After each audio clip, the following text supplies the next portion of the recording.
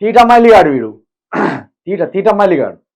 తీటమల్లిగా ఏ రాసుకొచ్చినవరా? ఏం ముద్దు వార్తలు రేవరా? మళ్ళీ రాసుకొచ్చినవరు,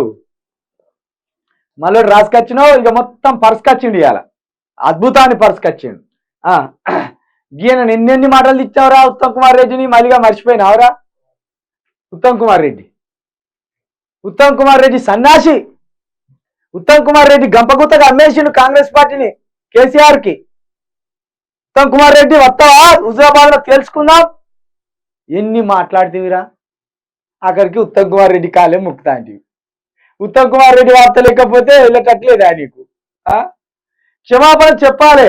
మేడిగడ్డకు చీఫ్ ఇంజనీర్ కేసీఆర్ పోవాలి. కమిషన్ల కోసమే ప్రాజెక్టులు కట్టిండు. లక్షల ఎకరాలకు కొత్త ఆయకట్ట లేదు. రిపేర్ గురించి ఎందుకు మాట్లాడలే?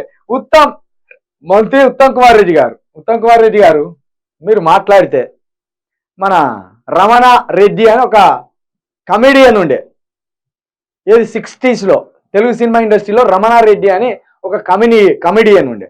అల్లు రామలింగయ్యకు ఆయనకు మధ్య కామెడీ సీన్స్ ఉండేది. ఆ టైపు ఉంటుంది.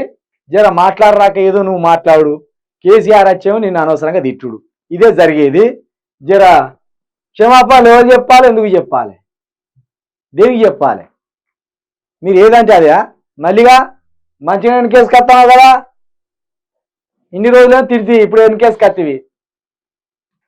ఏం లేదేంద్రా, ఒక్కటాన్ని ఉంటే మంచిగా ఉండి అనుకుంటే ఏం లేదు.